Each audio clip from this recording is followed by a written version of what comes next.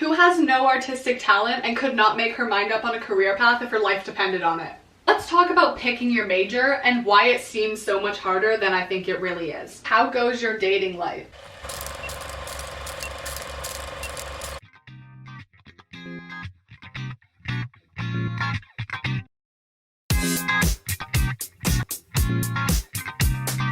Hey guys, what's up? Welcome back to my channel. First off, I'm going to address the fact that I was posting twice a week because I got cocky. I can't pull off twice a week and I need to just let that go for now. Here's what happens. I get really inspired and I think, oh, how am I supposed to produce all of this content when I'm only posting once a week? And then I post twice a week for a little bit. The quality of the content goes down. I get burnt out and then I stop posting altogether. I have done a life update paint with me before and it was very fun and people really liked it. If you watch my last life update video, a solid 70% of the stuff that I updated you on in that video is no longer relevant to my life. We have a lot to cover today. I've made an entire list as well as I took some questions off of my Instagram story. I asked you guys if there's anything you wanted me to talk about. This is the photo that I'm going to be painting. I did not have a canvas, so instead I took a clipboard, broke off the clipboard portion of it, and then painted it white. So I'm going to start by just outlining where I want the little patches of color to go. I was supposed to be going on a semester abroad in this winter 2022 semester. Not a lot of people outside my immediate friends and family knew that because I had this crazy feeling that it was going to get canceled. It was, in fact, postponed. I got an email the other day. I applied for the semester abroad and then all of a sudden I was in and I had to start picking classes and I was in all these like Zoom meetings talking about it. It was happening so fast and I'm one of those people where the journey is sometimes more exciting than the destination. I love planning trips. This is actually a hobby of mine, is like sitting in my room planning trips. I'm about to start my second year at university, so my third year of university I'll be going on a semester abroad to Australia. Part of the thing I love about the build-up is sometimes it just doesn't feel real. You know, you're not going on vacation till suddenly you're at the airport. So there's not really too much that I can share about that as of right now, just because not a whole lot's happened yet. Who has no artistic talent and could not make her mind up on a career path if her life depended on it?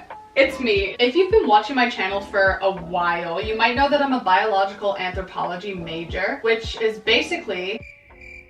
Could any other university students not explain what it is that your degree that you're paying thousands of dollars to do is actually about? Here's what I found. Okay, well that's where I was basically gonna go with it. Biological anthropology is the study of human biology and evolution. I didn't want to lose the sciencey aspect of it because I still am interested in biological anthropology. It's just not what I want to do as a career. I can't switch degree streams until next October. Instead of doing 4 years at university, I'm gonna do 5. No one quote me on this in 3 years time, okay? I'm going to do 5 years of university and get 2 degrees. So I'm gonna have a biological anthropology degree, so I still have the science side of things and I'm still following something that's a passion of mine. And I'm hopefully gonna get a gender and sexualities degree, which is what they used to call women's studies at my school. This degree is basically what I thought the global development studies degree was. Turns out I was wrong, shockingly. That's what happens when you're in a frenzied state and you change degrees with 48 hours notice. I think I'm someone who would quite enjoy university, the college experience. I kind of felt as though I'd lost a year of what people claim to be the best years of your life, which I'm honestly hoping I don't peak in university. So while we're on the topic of feminism, I don't know if we were really on the topic of feminism, I'm gonna go with pastels. I have a blue, a yellow, and a pink. I never considered feminism or anything like public speaking or that kind of thing as a career path. But then I heard this Jim Carrey quote the other day, and I swear everyone I've seen in the last 2 weeks has had to hear about this Jim Carrey quote that I'm fairly certain is from like 2012. He was talking about how his dad was a great comedian and he could have been a professional comedian, but he took a safe job in an office to support his family. He didn't like it and then he got fired from that safe job. Then Jim Carrey, in all his wisdom, says it made him realize that you can fail at anything and everything. Why not risk failure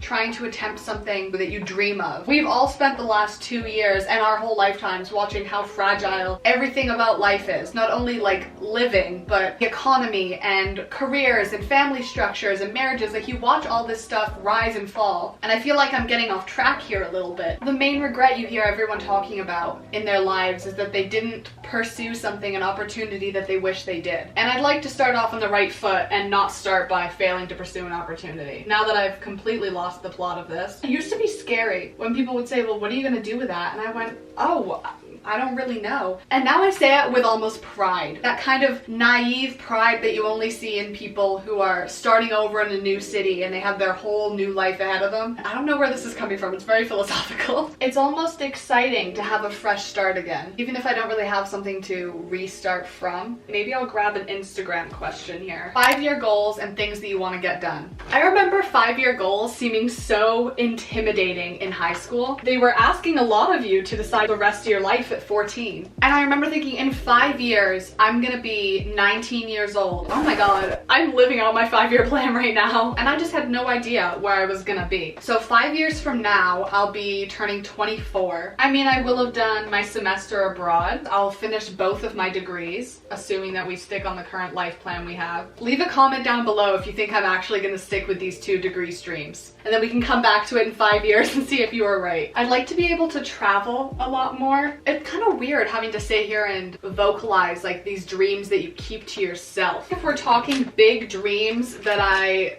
never say out loud, I'd like to expand and grow my platform to the point where I could be considered an online activist. Someone like Chloe Hayden, she's an Australian activist. I follow her on Instagram. She's so vocal about the things that she wants to change. She's someone I'd love to meet one day. I'd like to build a safe community online. And I'd like to have a corner of the internet where people are just safe to express themselves and their views and know that they are valid and that someone's out there fighting for them, even if they can't. Incorporate public speaking into my activism and travel because of that. Nothing quite inspires me or ignites a fire in me like fighting for rights of people who have been marginalized. And it's something I definitely like to incorporate more onto my channel and onto my socials in general. And I understand that I have a privilege being a cis white woman that a lot of people don't have. I don't need a platform of millions following me right now to voice my opinions and to stand up for people who are being discriminated against, that their voices are not being heard. And I have this privilege that allows me to make my voice louder. If I don't use this privilege to do something I'm this passionate about, then what am I even doing here? That seemed a bit dramatic, but I think you get the point. I'm definitely gonna do a mini revamp of all of my socials to make it more focused and aligned on what I want to do. If you like the content I'm currently posting, it's not going to change a lot of stuff there, but it is going to be a lot more authentic and a lot more of creating that comfortable, safe community that I want to create on my social media. If you follow me on Instagram, you know I have an obsession with those Instagram polls. And I thought it'd be fun to do educational polls and quizzes, which I know sounds really boring, but bear with me. Every couple weeks, I would just put like 4 or 5 questions on my story. This was the year that gay marriage was legalized here or whatever, and you have to like pick the number and